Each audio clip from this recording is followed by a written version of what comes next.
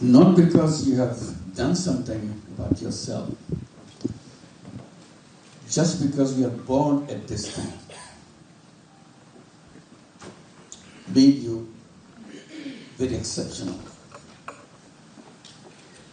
Because you inherited all the knowledge and technology that been developed over years. And you are in control of that. Sometimes I feel like telling you that you are the genie. You look like human being, literally you are genie. You remember the genie, Aladdin's lamp?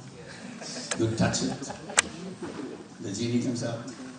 You came out, you are here. But there's a problem about the Aladdin's lamp and the genie. If you have an Aladdin's lamp lying in the corner of your house, the world will be the same as it will always be. Because you never bothered to touch the lamp. Unless you touch, genie will not come out. So this lamp, you have to be aware of the lamp. This is a different lamp than every other lamp that you have in the house. This lamp does magic by touching. Genie comes out and says, "What can I do for you?" So the first thing, you have to touch that magic lamp. Be aware of the power of that lamp. Suppose you're familiar, you're well aware of the power of that lamp, and one day you decided to touch it, genie comes out. What does the genie say? "What can I do for you?" And you didn't have an answer. Or you say, "Okay, I want to have the best meal in town today." Genie says, "Yes, ma'am." "Yes, sir." Produces the meal. You could have asked many things. You could have changed the whole world by asking the genie to change the world. Everybody has a good meal. You're not prepared for it. You just asked for a small meal that you like. And the genie brought it because that's the command you gave. Not only you become aware that you are a genie, you have to know what you do with your powers. That's what the university is all about. Prepare you. Prepare you, make you aware that you are a genie. You can do anything you want in the world. What is it that you want to do with that? Have you ever thought about it? So that's the basic question. We must be ready to ask myself that question because I'm the genie. What am I supposed to do? Not only as the most powerful generation in human history, I can do it much better, much faster than any other generation has ever done. If other generation took years and years to get it done, you do it in a split second. That's the power you got. So that power is there. Question is, what is that you're going to ask? That's where you should be debating, discussing, wondering, what should I ask myself, genie, so that it will get done. Because if you don't ask, it will never happen. So this is the direction, this is the way that education is all about. Education is not about 2 + 2, you get the result. That's important. Very basically, it's important. But the important thing, what does it lead to? Why am I learning this? To do what? So once I do that, then something fascinating thing happens. So this is one thing I leave it to you, think about it. I put it in the other context. The world is kind of floating in the space. That's an answer given to all your textbooks. You know that all these planets, all these stars, billions and billions of them, are all floating in the space and moving. And this is, in a way, our planet is a tiny little spaceship compared to all the spaceships around us. So we're in a spaceship. Imagine this is the spaceship that we're floating in this space, which we are doing every day, every moment, every second. My question is, are we passengers in this spaceship? Or we are stewards in this spaceship, hostesses in the spaceship? We have a role to play in the spaceship. It's floating, irrespective of what you do. But since we are in this spaceship, for a while, next generation will come, will be gone. What is it we do in this spaceship? If we are passenger, we are waiting for our drinks, we are waiting for our meals, make us comfortable, and all that. If we are in economy class, we want to go to the business class. If we are in business class, we want to go to the first class. Just a passenger mentality. The responsibility as pilot is different. We can go and sleep, watch movies. Pilot cannot do that. But all you go busy, how to get a job. Once you get a job is done. See, we throw away all the thing nature has given to us. Not use it. We are genie, but behave like everyday human beings. Never felt like a genie. Never used the power of the genie. The university that I think of is when somebody shake you up. Wake up. You're a genie. Take care of, take this responsibility of your generation's mark on the spaceship, what you do. So if you're talking about destination, which is very important, unless we know the destination, where we are going, we cannot decide anything in flight plan. Flight plan is about reaching the destination. If you have a flight plan, or we prepare a flight plan because we know the destination. But if you don't know the destination, what happens? Do we give up? We don't. We imagine a destination. We don't know what's up there. Just because we don't know what's up there, we make conjectures. We imagine. This is the destination I'm going to go. If I first hit is a miss one, it's not the right one, I turn around, keep trying to get to the right destination. But I must have an image of what the right destination is.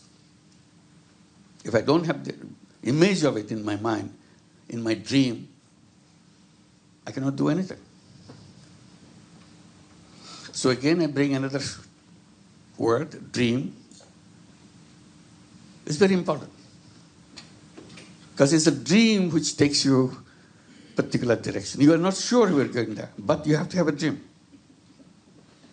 Imagination. So I see imagination is a huge power. People will tell you, be practical, be those. Yes, of course you be practical, but at the same time, be a dreamer. Dream is the key of the human beings. If you imagine, you set your direction in that direction. If you imagine, it will happen. If you don't imagine, it will never happen. That's the power of imagination. We do it all the time. We watch science fiction. Science fiction, in the beginning, science fiction was people are dreaming about going to the moon. People laughed at them. How can you get to the moon? Crazy guy. But the guy was the right one. He was imagining. They tried to reach to the moon in many ways. Really, practically. Failed every time, but never gave up. On that basis, we made science fiction movies, science fiction articles, science fiction books, all fictions. Still, we have not gone to the moon. Just because we imagine, just because we created fiction, collectively, individually imagine. Imagine about the societies, imagine about today, imagine about tomorrow. So that's the power. You can, in imagination, you can do anything you want. There's no limit. So if it doesn't cost you anything, if there's no limit to it, why should you be stingy about imagination? Make your mind go as far as you want. Just because you let your imagination go beyond boundaries doesn't mean that it's useless imagination. No imagination is useless. Imagine the most outlandish imagination that you can have, so that you can make it your direction, moving that, follow that path to make it happen. What is our imagination about the world today? Do you have a course on that? Does anybody have a course on that? What is our imagination? So sometimes I get so taken up by this idea of imagination.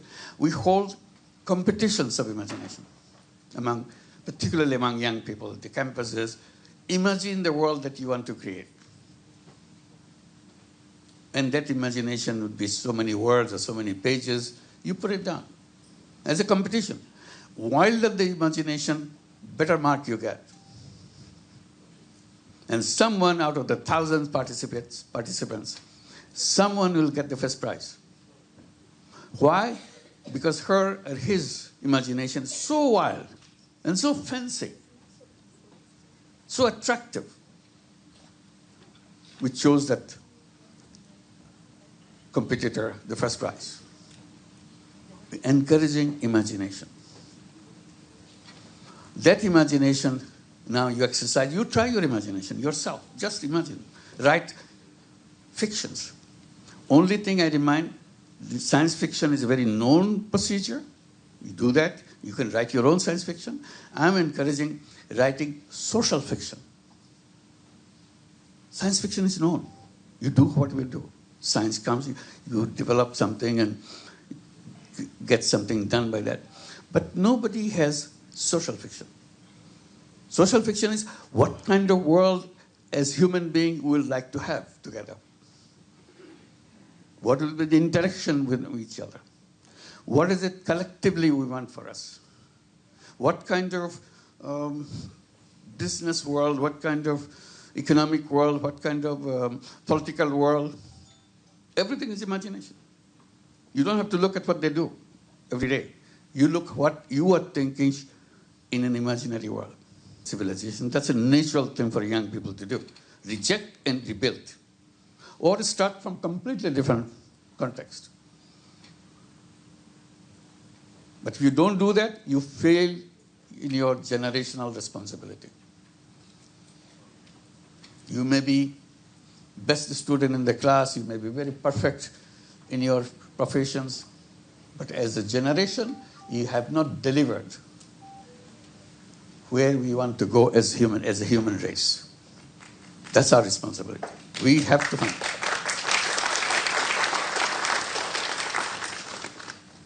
So I came to the conclusion in my first part of the story, the civilization that we are going through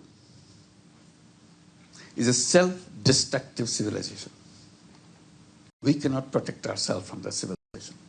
This civilization will kill us completely. We know that, but we ignore it. Okay, today is fine. They are talking about something which probably will never happen. Just ignore, make us comfortable. They say the environment is going into the direction that will destroy this whole planet. And in the process, we'll be destroyed. Because we created a civilization based on waste creation, if I can make it a simple statement. Every day we are creating waste. In every behavior, that we promote is a waste-creating behavior. So to put it simply, we say, if not anything else happening, they're pushing you. They're bombarding you. Buy, buy, buy. They create occasions so that you don't forget to buy more. We turn occasions as a kind of buying spree. Let it be Christmas, birthday, Eid holiday, or whatever. They jump in. Buy, buy, buy. This is the occasion to buy. They invent Father Days, Mother Days, Uncle Days, Auntie Days. Make you buy. Don't ask what you do with it. When you buy, you say, no, buy a pair. It's cheaper. See? Forcing you to buy more. Or buy on those days, we have a big discount. Always forcing you to buy. What you do after that, that's not their responsibility. The more we buy, the closer we get to the ultimate day. So they give us a lifestyle. Lifestyle built in to make waste all the time. Wearing the same dress again is a shameful thing. Why should you wear it? You wore it last time. Your friends saw you with that dress. You don't wear it anymore. So you have to buy another one because I'm going to meet the same friends. See? It got in your head. What do I do with the previous one? We don't know. Just throw it out. It happens. It takes up resources, and then most of it indestructible.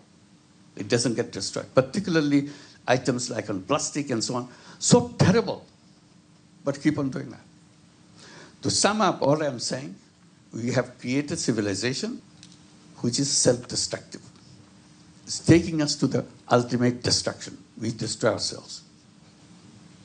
We tried to do it a little bit differently to make a little space so that wealth can go downwards. Wealth goes to the top, and not only top, it goes to the top men. You don't hear about multi-billionaires women. You hear about men. So that's the direction wealth goes. So what we tried to do in a tiny way in our own campus, trying to have little wealth go in the direction of the bottom people. That became known as microcredit and all that. But that's a minuscule, little segment, little piece of the huge mountain of wealth, which they will never see. Why? Because system doesn't allow that. System push the wealth only on the top. You're going to stop that because the system is built, and we study, we go back and make it stronger because you are graduate from this university, you know everything. So you make sure it works in a more concrete way, strong way. It continues to do the same thing over and over again. The second zero is in a new civilization that we are trying to create. It should be zero wealth concentration. Wealth will not go in that system that we developed or we imagine. That's the imagination part comes. Where wealth starts coming down to the people. Reverse the whole gear. See, you reverse in a car, you have a gear. It's going to the front. Now you reverse the gear. It goes to the bottom, back. Comes to the people. Today, if you go to the entire world, if I'm generous, I can say 10% of the people in the world, 10%, owns 90% of the wealth of the world. 10% owning 90%. And that's not a just system. Tomorrow, it will be 9% owning 95%. That's the direction. And soon, very soon, maybe your generation, maybe close to your generation, 99% of the wealth will be owned by 1% of people. That's the direction. You can't change it. So we want to put it in reverse gear. Say no wealth concentration. We want to build a civilization system. University is the place where design systems. So this is your responsibility, the super powerful generation that you are. And if you pay your attention, it will be done. It's not difficult then.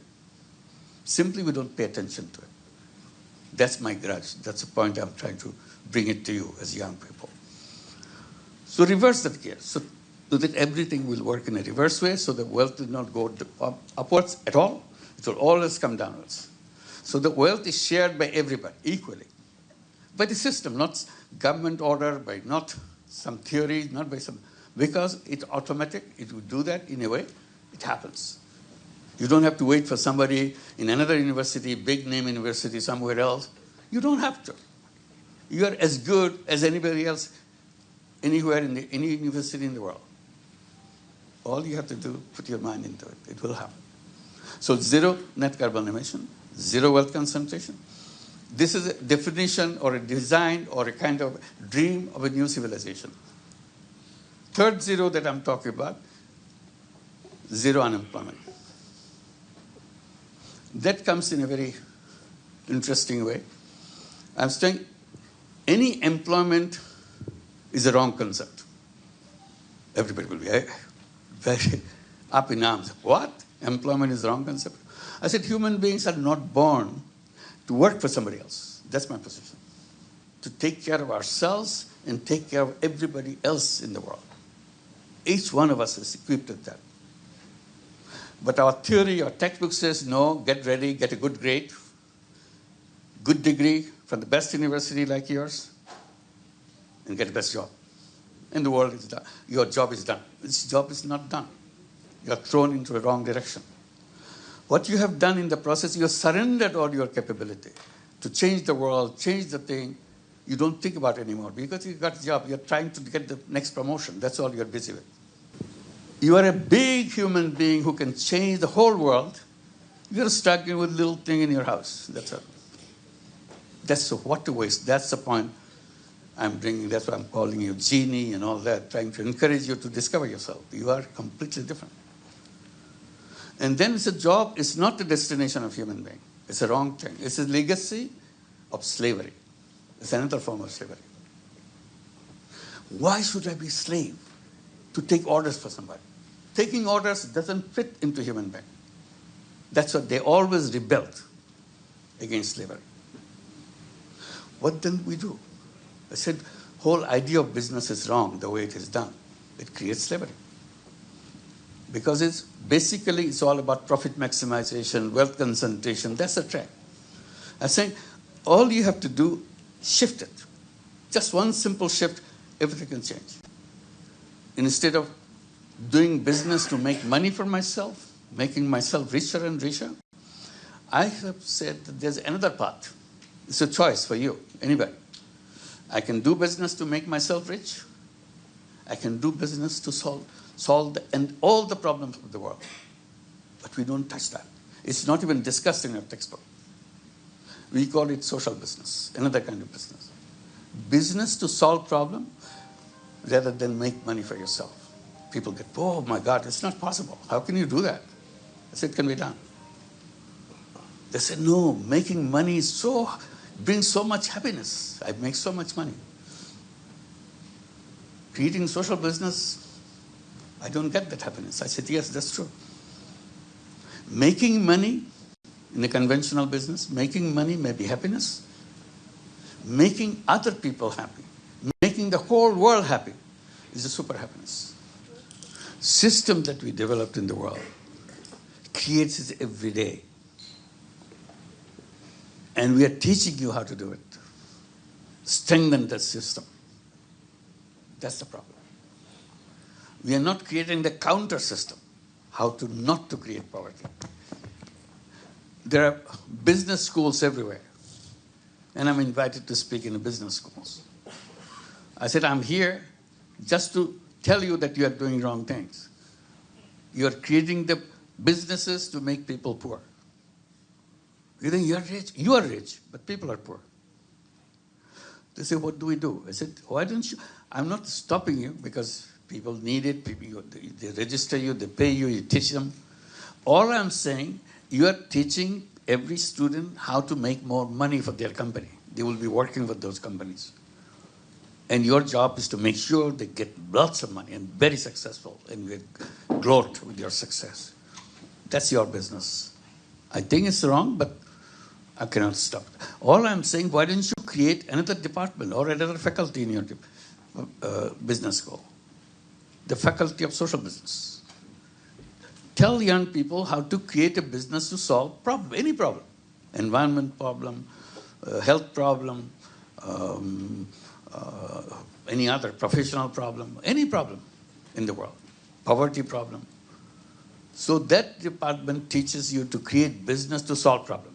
One is a faculty which create business to make money for yourself. This is the business to make bring solution to the problems. So just do that. Many universities now, not quite faculty, but creating centers of social business and so on. So offer courses. That's a small beginning, but I'm happy that at least people are listening. Many business schools, starting with HSC in Paris, they are the first one to do that. And it's being now done in many, many business schools. And many universities are doing that, creating social business centers to discuss this, whether it makes sense. It's up to you to decide.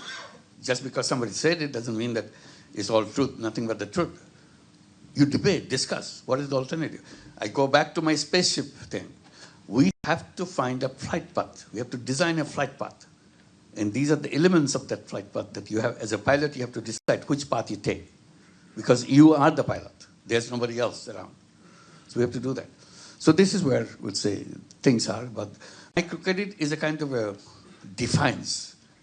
They're defining microcredit is like this. I said, no. Sorry, they were defining banking is like this. I said, it's the wrong banking. That's making rich people richer. That's the banking you go do that.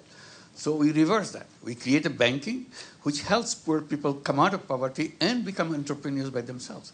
Every recipient of microcredit, which may be a loan for $10, $20, $100, $200, that's about the loan size. But each one of them is entrepreneur. You know, in our textbook, in our discussion, we say, not everybody is entrepreneur. Entrepreneur is a very special kind of people. 1 in million, 1 in 1,000. They are very special people. I said, that's not true. I'm saying every human being is entrepreneur. They don't believe it. I said, if you don't believe it, just look at Grameen Bank in Bangladesh. Over 10 million women, illiterate women, taking money, billions of dollars worth of money, paying back every penny, starting business, running it very successfully. Not only they run business, not only take money,